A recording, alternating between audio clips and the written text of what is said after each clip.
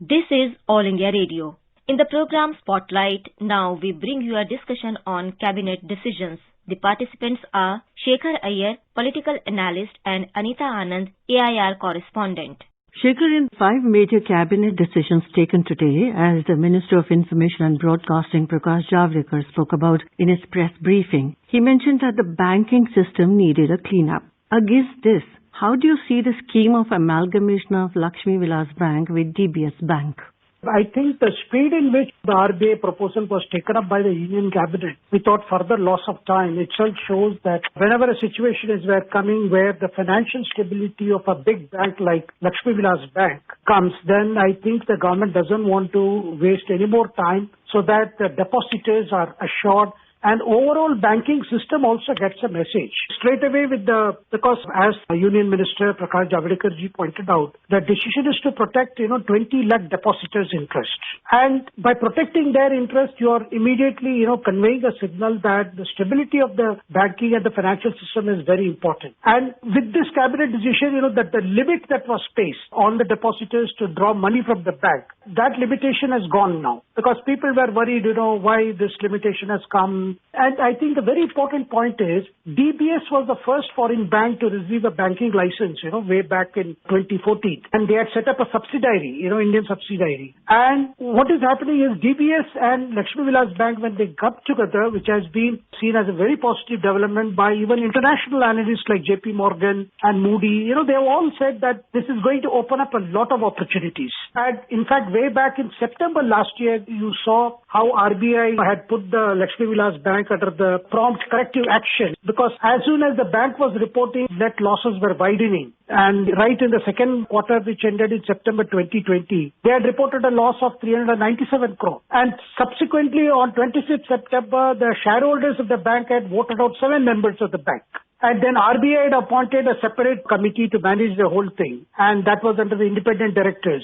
And what is going to happen is 2 things will happen. One, the merger will strengthen the DBS business position in India by adding new and retail and small, medium-sized customers. And the existing depositors are going to be protected. And the third point that which I think Javadekar was very specific and very categorical was that the liability will be fixed now because whatever has gone wrong in terms of bad loans, that will be fixed and those who have made the mistakes, whether they are genuine mistakes or some irregularities were involved, that will be known through the inquiry. But definitely the approach is that any banking management will have to face scrutiny and will have to face action. I think the very important thing is the speed without loss of time because any further loss of time or further dilly-dallying in the issue would have affected the morale of the depositors. That the government has taken into account and come with a very quick decision. I would say this is a very prudent step because you have to save the depositors and also you'll have to mitigate the systemic disruption because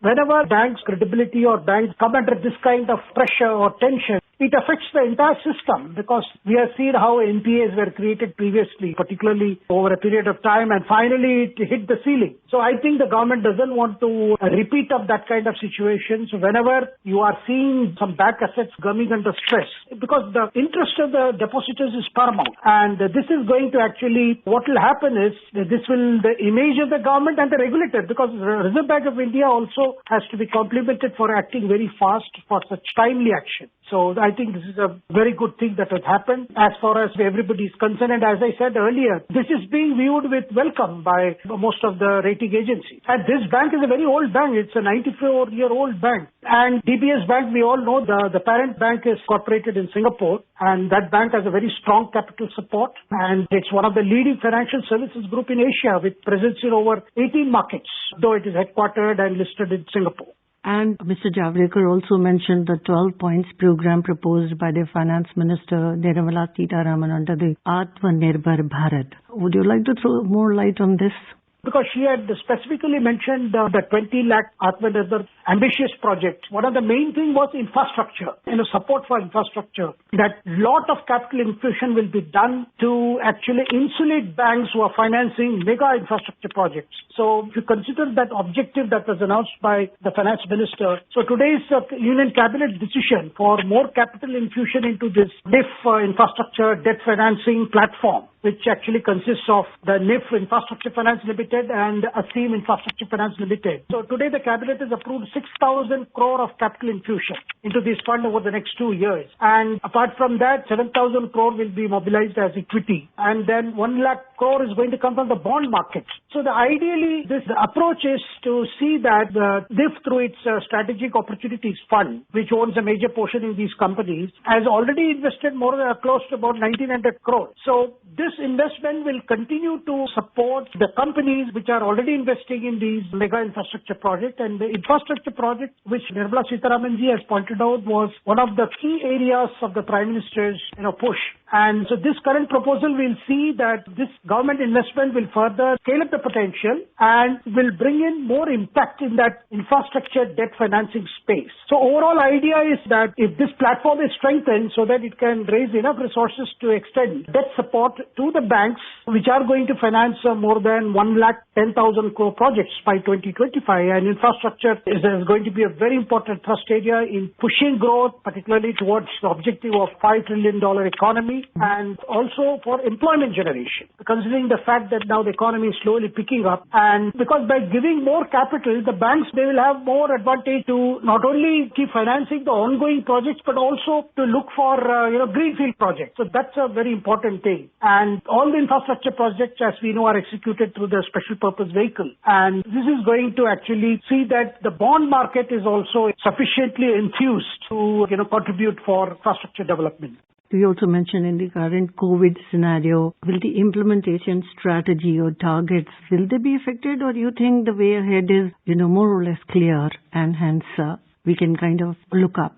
I think in terms of long-term strategy and objectives, it's absolutely clear, because we have heard both the Prime Minister as well as the Finance Minister, point out the fact that there are already green shoots and several indications saying that the economy is now actually reviving, and in the first quarter of next year, we are going to see definitely some very, very positive results. And this confidence is also expressed in the market. We are already seeing how the market has been responding to various proposals, and there is a feeling that probably we are coming out of the worst phase of our economy. So definitely, in terms of short-term strategy, perhaps there could be further reassessment of already the steps taken, and wherever needed, some correctives if necessary, or if some more additional help. Because right now the Finance Minister is working on a budget which will be presented in the first week of February. So already a lot of inputs are going into it already, and with so many things already announced, so we can see that these proposals are further strengthened and streamlined towards the objectives that have been set out. So in short, this will act as a catalyst in attracting more investment into the infrastructure sector, right? Absolutely. And because the Atmanirbharta element is now going to be the basis for everything that we are going to do in the next couple of years. Cabinet also approves a FDI of 2,480 crores in ATC Telecom Infrastructure Private Limited, and by Messer, this is ATC Asia Pacific Private Limited. Any comments on that?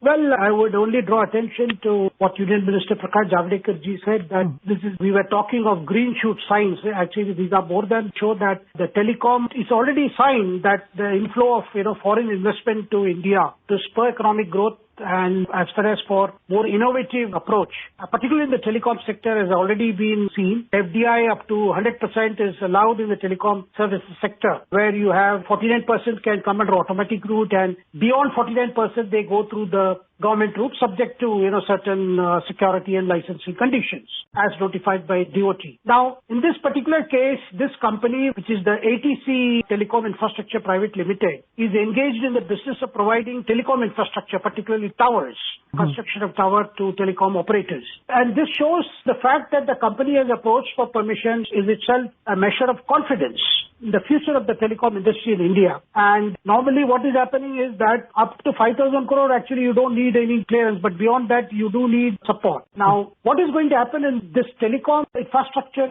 private limited, this company is going to actually, it's a permission for acquisition of 12.32% of the shares of ATC by another company called ATC Asia Pacific Private Limited. And this is actually part of the Tata Teleservices and Tata Sons Private Limited project. And this will lead to as I said, nearly a foreign investment inflow of about 2,500 crores. And this is actually the message that with this kind of infusion of FDI funds, we are going to see that a lot of global interest is being generated. Though right now we are recovering from that slowdown of the economy first, then followed by the situation caused by the pandemic for the last 10 months. Now we are moving out from that. The minister also pointed out that telecom sector is an ever-growing sector and almost 120 crore connections, mobile, users are there in India. So I think it's a very good and a very welcome kind of measure and the decision taken by the cabinet. Particularly, the creation of towers. We all know how a lot of us have been facing the difficulties, and companies specifically engaged in setting up this infrastructure, because we are also looking at the possibility of 5G being introduced in this country in probably in a couple of years or in 3 years. So if you're talking of improved new technology like 5G, so it's imperative that, at the ground level, we do have the basic infrastructure ready. Because one of the problems faced by us in this country is the signal problem. So therefore, with this kind of FDA proposal, it means these companies which engaged in setting up the basic infrastructure, they are going to get a boost, and so that they can go about setting up those towers in all over the country, so that by the time the new technology is available, we have the available infrastructure. The cabinet also approves the memorandum of understanding on cooperation in the field of physical culture and sport among the BRICS nations. How is this going to play out at ground level? We have already seen that the cooperation among the BRIC countries has been growing at a very fast pace, and we have already seen cooperation happening in different sectors. Now, this particular is to see that, these 5 countries, India, Brazil, China, Russia, and South Africa, come together in the field of sharing their knowledge and expertise in terms of sports science and sports medicine. Now, Russia has a lot of expertise in this area. So does China, and India too has developed its own expertise and technology in these areas. So this is, whether in terms of sports science, sports medicine, and coaching techniques. So this is going to help particularly our sports persons, international tournaments and bilateral relations. And another MOU that the minister mentioned, this is between the Institute of CAs of India and the Registered Controllers of Netherlands. Now, this is again going to give the Indian CA Institute, Philip, a boost. Over the years, we have seen our Institute of Chartered Accountants, ICAI, has been, actually being recognized by many other countries as one which has been pioneering professional chartered accountancy in our country. So there is a lot of interest in terms of to know the best of the accounting practices and auditing practices. So we have seen this kind of MOUs have been happening with various other accounting bodies with other countries. So in keeping with that, this is to bring the premier institutes of both the countries, particularly the VRC of the Netherlands and ICAI of India. They are able to share unrestricted information concerning accountancy profession, and as well as also to help, knowing each other's emerging new technologies in this field. And I think there is scope under the MOU for offering professional courses also, whether concerning accounting or financial information technology and audit. So what we are going to see is there will be a lot of professional engagement, technical research, and also training, professional accountancy training. This is something which has been long sought after by professional bodies with ICAI, and ICAI has a strong membership base of 15 members in the European region, and it has already 80 members in Netherlands, who are member of that. So in short, it's going to go a long way in strengthening and development of the accounting, financial and audit knowledge base between the Netherlands and India. ICAI is a very old professional body which was set up in 1949, and that is for regulating chartered accountants in India. And we have seen that accountancy is a very professional area where we have seen with more and more, companies and individuals, business organizations getting more and more compliant with the tax laws. So the challenge before the chartered accountants has also been increasing. And through this, we have seen the institute play a pioneering role. Thank you so much, Shekhar, for joining us. Thank you. You are listening to a discussion on cabinet decisions. The participants were Shekhar Iyer, political analyst, and Anita Anand, AIR correspondent. This program was produced and presented by the News Services Division of All India Radio. You can listen to it on our mobile app News on AIR. This program is also available on our website newsonair.com. You may email your opinion about this program at airnsdtalks@gmail.com.